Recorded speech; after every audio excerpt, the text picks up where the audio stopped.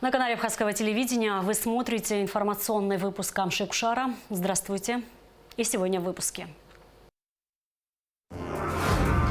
В результате переговоров Аслан Абжаня с депутатом Госдумы России Адамом Делимхановым Абхазия получит в дар 2 машины скорой помощи. В республике находится делегация из Чечни. В Абхазии отметили Международный день пропавших без вести. В парке боевой славы память погибших воинов почтили матерей защитников Отечества и представителей миссии МКК в нашей стране. Лошадь чистокровной английской породы коневладельца Аслана Камля выиграла приз Дружбы народов. В Абхазию прибыла делегация из Чеченской Республики во главе с министром здравоохранения Эльханом Сулеймановым и министром по национальной политике, внешним связям, печати и информации Ахмедом Дудаевым. Гостей принял президент Аслан Абжаня. Во встрече участвовали министр здравоохранения Абхазии Эдуард Будба. Аслан Абжаня поблагодарил руководство и народ Чечни за многолетнюю поддержку Абхазии, в том числе и в борьбе с пандемией. Президент также отметил, что ждет в гости главу Чеченской Республики Рамзана Кадырова. От имени Рамзана Кадырова Ахмед Дудаев передал слова приветствия и поздравления всему абхазскому народу с Днем международного признания независимости Абхазии и выразил надежду на дальнейшее еще более тесные, конструктивные дружеские отношения между Чечней и Абхазией.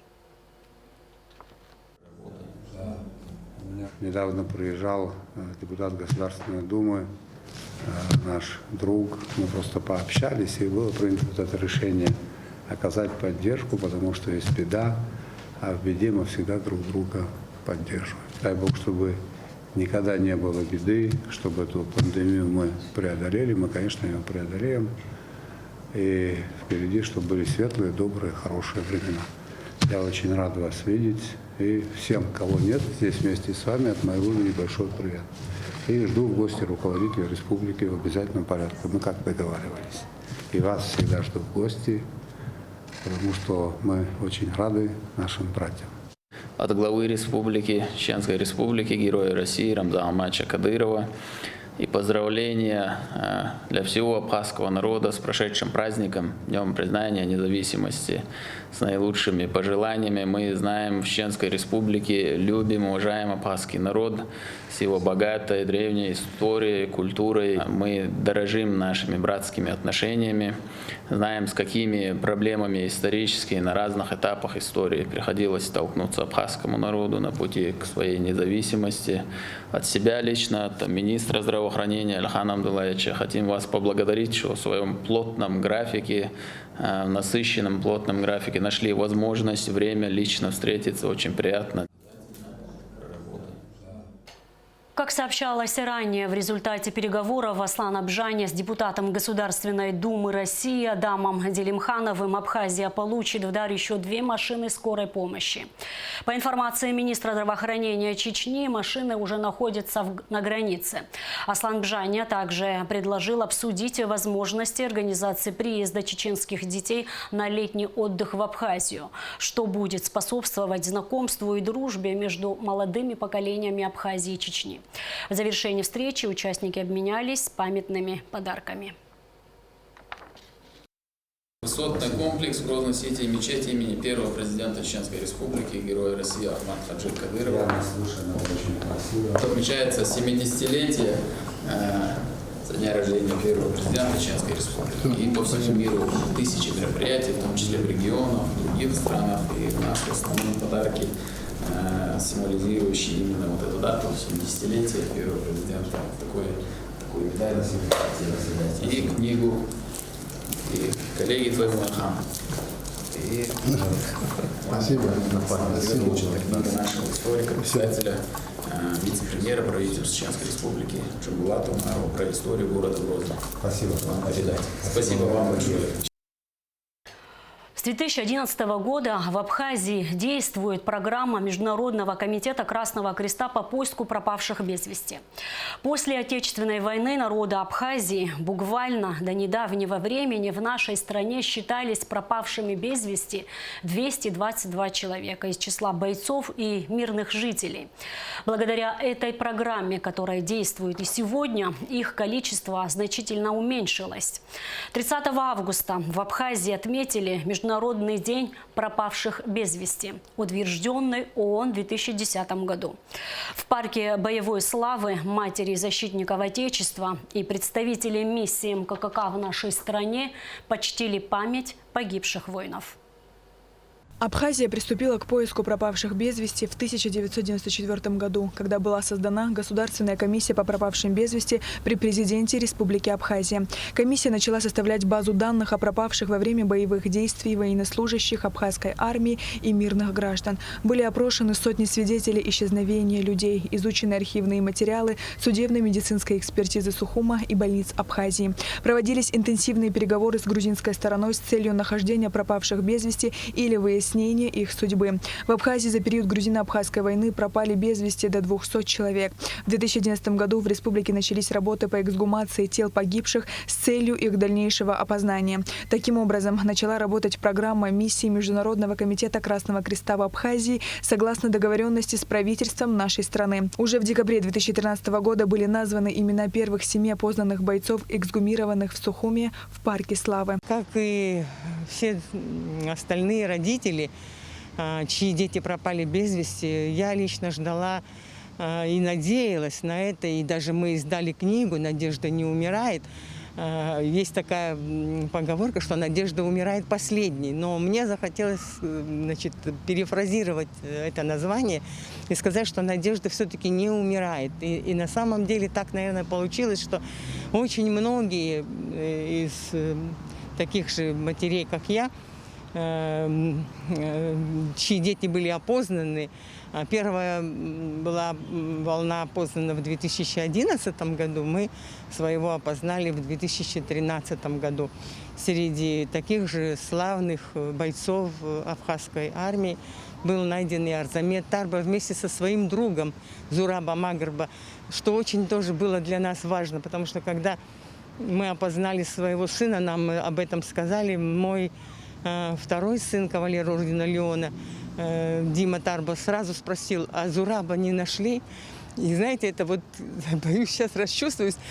И я как-то сразу, я говорю, извинилась перед ним, сказала, я не спросила. И слава Богу, что он тоже был найден, потому что они вместе были захоронены своими друзьями у Зеленого дома в Ачадарах на подступах Сухума в мартовском наступлении. Но я желаю, конечно, многим, которые еще не обрели, вот эти дети, и их души не обрели покой их родители, чтобы, наконец, все-таки их души были преданы земле, а родители бы успокоились. Международный день пропавших без вести отмечают во всех странах, где есть люди, пропавшие в результате вооруженных конфликтов. Цель этой даты – напомнить всем о тех, чьи судьбы неизвестны, о семьях, которые потеряли и ищут своих близких. Право знать о судьбе родственников является одним из главных положений международного гуманитарного права и прав человека. За 2 года, я сейчас боюсь ошибиться, но что-то порядка 15 останков было опознано, передано семьям, живущим в Грузии, и порядка 2 или 3 останков были переданы семьям на территории Абхазии. В первую очередь, конечно, наша работа она направлена на работу с семьями, кого это горе коснулось. Как я ранее уже говорил, более 2000 случаев, которые ждут ответ. Те люди, семьи, родственники, которые пропали без вести. Работа эта, естественно, многогранна. Она предусматривает как и работу с информацией, в том числе и полученную от семей, от тех, кто пропал без вести, сам процесс экскавации, раскопок, эксгумации останков, их последующей идентификации. То есть это очень большой такой многогранный процесс, который продолжается, и мы будем делать все это со своей стороны. Я, как посланник президента Международного комитета Красного Креста по вопросу пропавших без вести на Кавказе. Непосредственно участвую в этом процессе, потому что это надо, как это, формат самого процесса необходимо уже видоизменить в плане, чтобы сделать его более стабильным и эффективным, и чтобы как можно быстрее семьи получили ответ на свой вопрос, что случилось с их близкими. За время работы программы было обнаружено более 400 останков без вести пропавших. Останки 44 из них были идентифицированы и переданы семьям в Абхазии. Во время войны без вести пропали не только бойцы, но и мирные жители. В их числе артисты, поэты, общественные деятели. До сих пор остается неизвестной судьба поэта Таифа Ачба. Его и еще нескольких мужчин 9 октября 1992 года группа вооруженных грузинских гвардейцев вывела из многоквартирного дома в новом районе Сухума. Во всем мире по разным причинам пропадают люди. Однако родные имеют право знать об их судьбе. Никто и никогда не отнимет у них надежду на то, что их родственники могут вернуться живыми и здоровыми. Много лет проходит, прежде чем семья сможет смириться с утратой, даже похоронив родного человека. Это очень скорбный день. Но хорошо, что память вечна, жива, и мы воздаем почести тем, кто ушел, особенно тем, кто неизвестен в захоронении. Поэтому мы очень большое значение придаем тому, что день существует, действия в поисках существует, и МКК очень способствует этому. К без вести пропавшим нельзя пойти на могилы, им не воздвигают надгробные плиты. Но жители республики чтят их память другими способами. Надпись на небольшом фонтане питьевой воды на набережной Махаджира в Сухуме так и гласит: «Память – единственный рай, из которого мы не можем быть изгнаны». Этот фонтан, созданный скульптором Архипом Лабахуа и установленный на площади у Абхазского государственного драматического театра в 2011 году, единственный в Абхазии памятник людям, о местонахождении которых нет достоверной информации. По задумке автора, это символ: пока в фонтане не иссякнет вода, память о пропавших будет жива. Памятник венчает небольшая бронзовая скульптурная композиция, которая показывает, что некогда ушедшие любимые люди продолжают быть с нами. Сария Кварацхеля, Тимур Гугохия, Абхазское телевидение. Президент Абхазии Аслан Бжаня направил поздравительную телеграмму президенту Беларуси Александру Лукашенко по случаю его дня рождения. Об этом сообщает пресс-служба президента. Глава государства пожелал Александру Лукашенко крепкого здоровья, благополучия и успехов в ответственной государственной деятельности на благо белорусского народа. 29 августа во Владивостоке состоялась торжественная церемония закрытия 2 международных конкурсов «Кубок моря» и «Морской десант армейских международных игр Арми-2021». По результатам конкурса «Морской десант» первое место завоевали морские пехотинцы России. Команда Китая заняла 2 место. Замкнули тройку лидеров морские пехотинцы Исламской Республики Иран. Как сообщил на своей странице в Facebook представитель Минобороны Абхазии Темир Купалба, абхазские военнослужащие показали хороший уровень подготовки, выносливости и волю к победе, за что были награждены кубком и грамотами. Курсант Инал Дармава победил в номинации «За волю к победе». Курсант Дауд Чагава победил в номинации «Лучший наводчик БТР».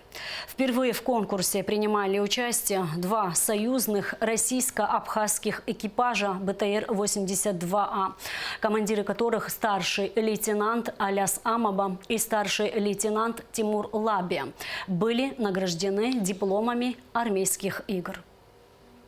Подошла к концу работа делегации Министерства обороны Республики Абхазия на Международном военно-техническом форуме «Армия-2021». В ходе работы мы ознакомились с обширной экспозицией, которая включала в себя как образцы новой военной техники, также и высокотехнологичные новинки, представленные оборонно-промышленным комплексом России. Руководитель делегации генерал-майор Надар Авицба провел целый ряд встреч со своими коллегами из Российской Федерации, из Южной Осетии и Республики Венесуэла. Что особенно ценно, встречи проходили как в формальном, так и в неформальном формате, и можно было спокойно пообщаться со своими коллегами в неофициальной обстановке. Мне хотелось бы присоединиться к словам благодарности в адрес Министерства обороны Российской Федерации и лично министра Сергея Кожугетовича Шойгу за предоставленную возможность нашей делегации участвовать в столь престижном международном форуме. Я уверен, что все понимают важность участия наших военных в этом мероприятии. Сотрудничество абхазского и российского оборонных ведомств началось в самые трудные для нас годы войны и послевоенный период, благодаря миротворческой миссии Министерства обороны Российской Федерации на границе Абхазии с Грузией удалось в тот момент гарантировать невозобновление боевых действий, благодаря чему наша истерзанная войной страна получила возможность начать послевоенное восстановление. Свыше 100 российских военнослужащих из контингента миротворческих сил заплатили за это своими жизнями. А в 2008 году, как вы помните, благодаря решительности и отваге российских военных был остановлен геноцид юго-осетинского народа. А операция по принуждению Грузии к миру привела, как мы все знаем, к признанию независимости Абхазии и Южной Осетии. Нам предоставился на тот момент шанс обрести международное признание нашего права на собственный путь развития в современном мире. То, что происходит в последние годы в Грузии, не оставляет сомнений в том, что вопрос военного решения так называемого восстановления территориальной целостности все еще не снят с повестки дня. Военные учения, переоснащение и модернизация вооруженных сил, западные инструкции, информационная и пропагандистская работа – вот лишь небольшой перечень того, что делается с целью дестабилизации обстановки в Абхазии, с целью подорвать усилия России по поддержанию мира в регионе.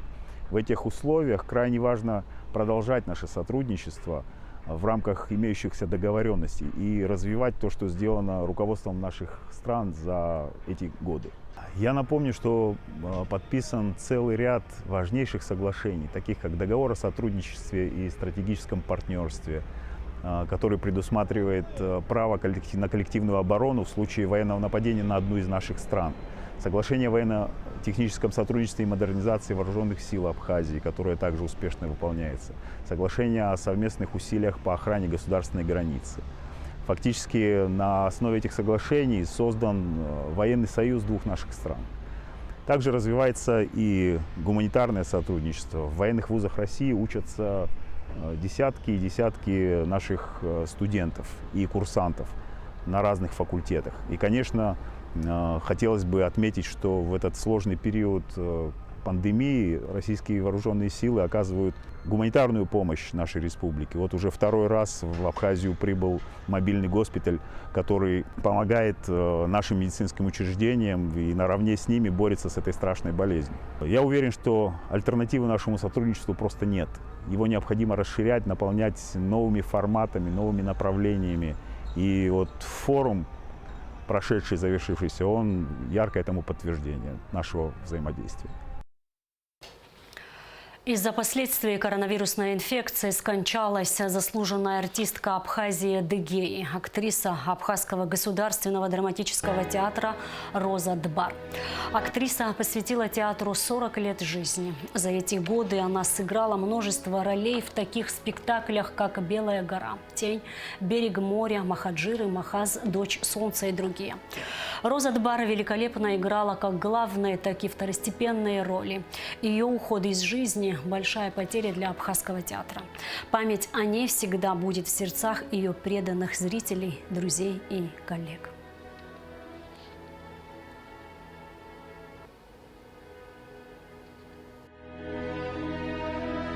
Это огромная потеря Розы. Роза занимала, можно сказать, большое место и в душе, и в нашей жизни. Ну, такое ощущение опустошенности, что этого человека больше не может быть. Как человек она удивительно коммуникабельная и тактичная была. Никогда Розу никто не слышал, чтобы она громко говорила публично, чтобы она показывала, что она какая умная, какая она справедливая, честная. Да? Любой, что ей не нравится, она позовет тебя. Кисо, мне кажется, вот здесь так нечестно и несправедливо, ты не прав. Становилось стыдно, как актриса. Она была очень талантливая. Мне посчастливилось работать с ней в спектакле «Юлий Цезарь». Она играла Кальпурню. Также в спектакле «Махаза» Самая яркая роль для меня из абхазской драматургии, вот она играла «Дочь солнца» по песне Нели Тарбо в постановке «Этери Кугония». Этот спектакль был очень яркий, музыкальный. Она играла с такими великанами: Лео Касландзе, Минедора Ивановна, Азиза Агрба, как они ее любили, как она к ним относилась. В международных театральных фестивалях Европы, России, Беларуси, Украины получила отзывы. Это «Самоубийца» по песне Эрдмана в постановке Валерия Михайловича. Она с Сергеем Сангули работали. Это великолепная работа была ее. Самое главное для Розы, примером, чем она была, ее отношение к профессии. Настолько она трепетно, ответственно относилась. Те люди, которые работают в Абхазском театре, те люди в будущем, которые собираются, если работать в театре, ярчайший пример, как относиться и служить своей профессии. Абхазский скакун Skylord стал обладателем приза «Дружбы народов» на ростовском ипподроме. 29 августа на ростовском ипподроме разыграли серию традиционных призов для лошадей чистокровной верховой породы. Серию призов открыл приз «Дружбы народов» на дистанцию 3200 метров. Skylord уверенно выиграл данный приз. Skylord чистокровной английской породы принадлежит коневладельцу Аслану Камля. Мастер-жокей Айдамир Шегушев, тренер Михайленко. Аслана Камля и его команду с победой поздравил председатель Госкомитета по делам молодежи и спорту Джемал Губас. Пожелал им новых побед, сообщает пресс-служба Госкомитета. И в конце выпуска прогноз погоды. По сообщению Гидромедцентра, во вторник, 31 августа, в Абхазии ожидается облачность с прояснениями погода. Температура воздуха ночью плюс 18-23, днем плюс 24-29. Температура морской воды плюс 27 градусов.